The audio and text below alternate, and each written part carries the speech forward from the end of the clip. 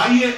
ابھی دنیا نے سے منقول ہے، عمر نے کہا خبردار میرے بات اختلاف نہ کرنا، اگر تم نے ایسا کیا تو تمہیں معلوم ہونا چاہیے کہ معاویہ شام میں موجود، اگر تم نے اپنی رائے پر انحصار کیا تو معاویہ کو بخوبی معلوم ہے کہ تم سے خلافت کیسے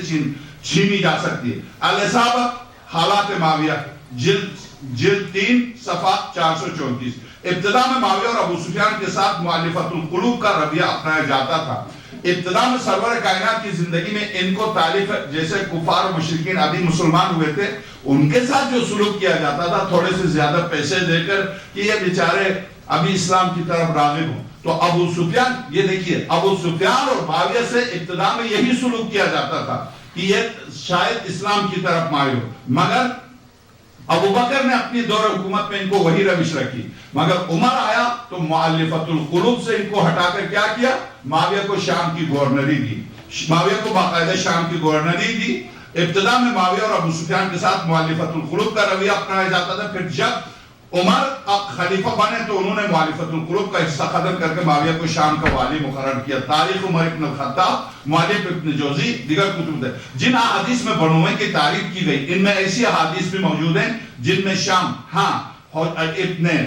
آپ کی خدمت میں وہ روایت جو آپ کی خدمت میں عرض کرنا چاہتا تھا وہ یہ کہ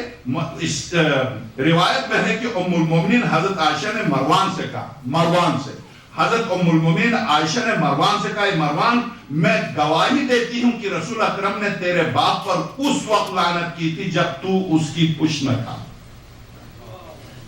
میں گواہی دیتی ہوں، تو کم سے کم مجھے نہیں مانو صدیقہ کو مان جاؤ، اگر واقعا ہمیشہ صدیقہ تھی تو پھر مان جاؤ، اسے کہ صدیقہ ہے آپ کی نظر میں،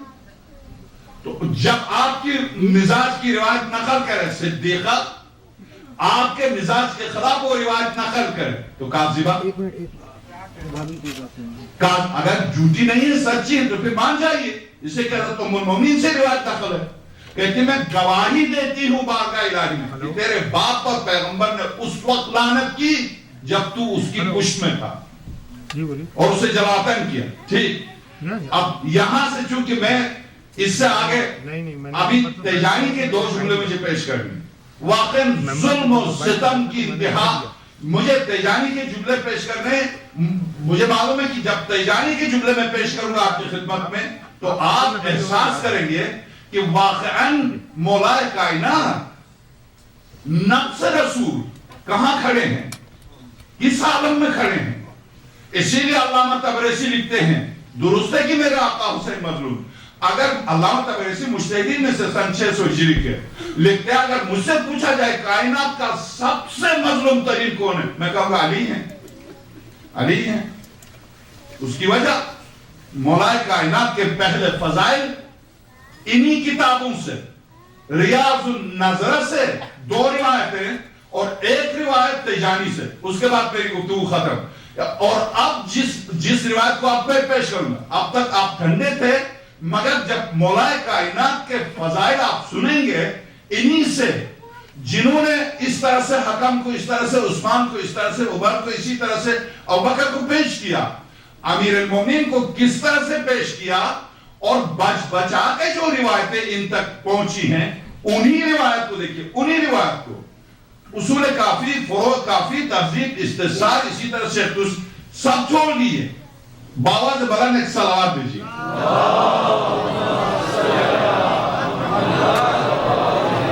اب آپ سے درخواست ہے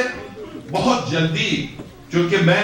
اب دیر نہیں کرنا چاہتا ہوں، آپ سے وعدہ ہے کہ آپ یہاں سے اٹھ کے دوسری مجالس میں بھی شریک ہوں، چونکہ انہی ایام ہے جہاں شہزادی آپ کی منتظر رہتی ہے، تو اس لحاظ سے، اور آج تو مسائل کی وہ شب ہے کہ جس نے دشمنوں کو رلایا، آپ سے خواہش کرتا ہوں،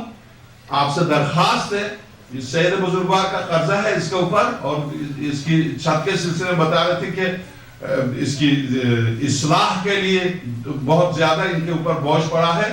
اور اس کے جو اخراجات ہیں سب آپ جانتے ہیں۔ اب انہی ایام کی وجہ سے سال بھر یہ عزاداری قائم ہوتی ہے، تو اس عزاداری کے قیام کے لیے ذہن میں رکھیے، اس عزاداری کے قیام کے لیے تاریخ میں بنو عباس کے دور میں جوان بیٹے دیے گئے ہیں، صرف عزاداری کو قائم رکھنے کے لیے جوان بیٹے دیے گئے ہیں۔ آپ سے خواہش ہے آپ जेब पे हाथ डालें और दिल खोल कर मदद करें, क्या पता फिर खुदा हमें ये मौका दे। तो इसलिए 10 मिनट आपके हैं, इस 10 मिनट में आप जितनी जल्दी हो सकता है इस इदारे की मदद कीजिएगा ताकि इदारा खुदा शहजादी कुरैश सलाम अलैहा के सदक़े इसको